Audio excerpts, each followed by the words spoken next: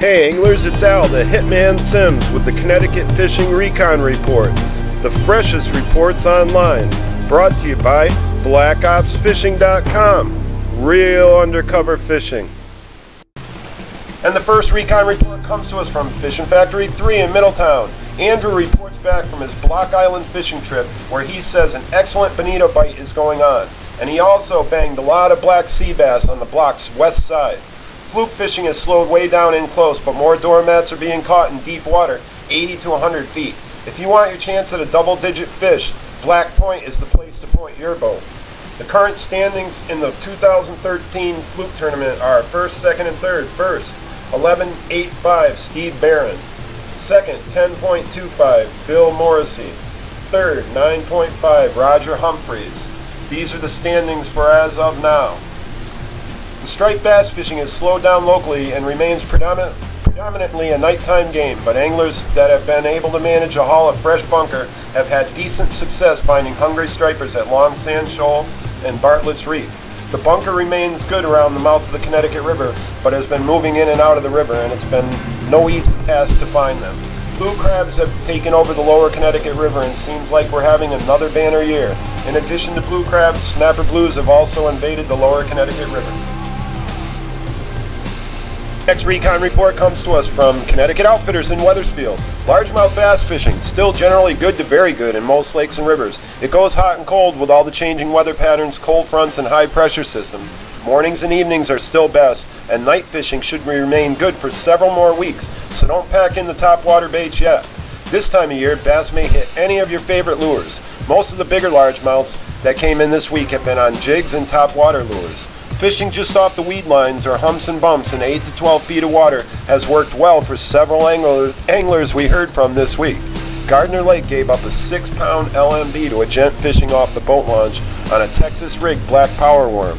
Any of your favorite LMB lakes should provide some good action this time of year.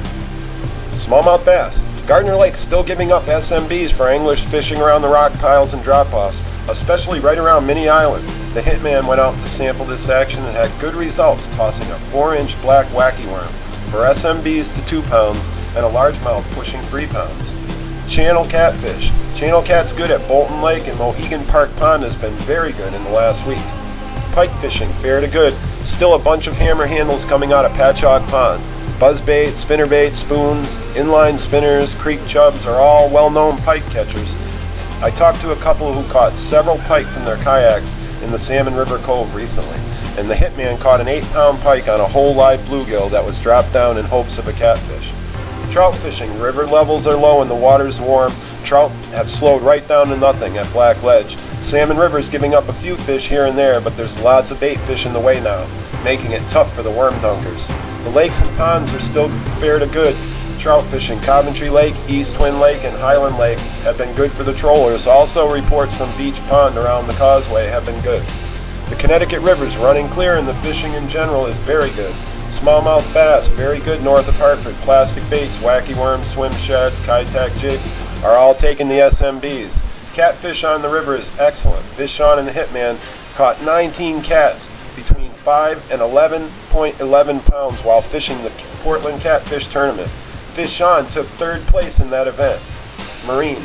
Blue fishing's very good now, and snapper blues are everywhere.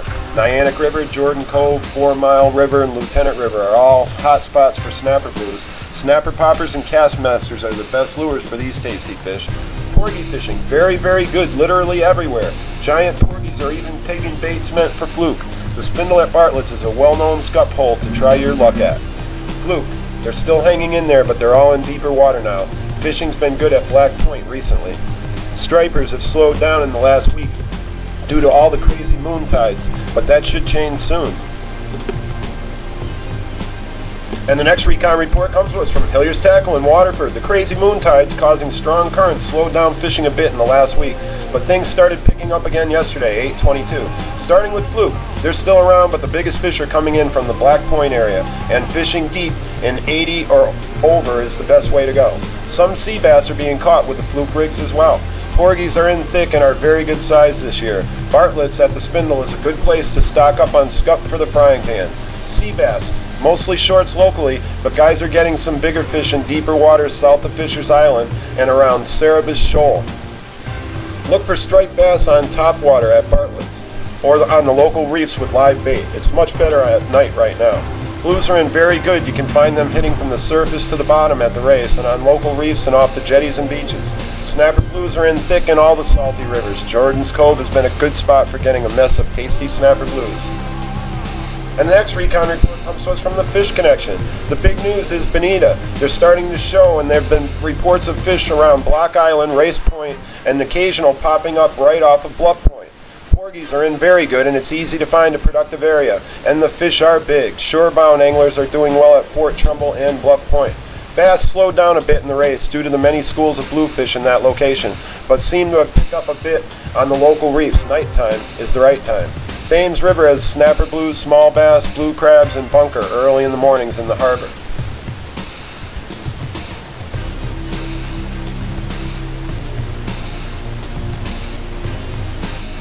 This has been Al the Hitman Sims with the Connecticut Fishing Recon Report. Until next week, keep off my bass.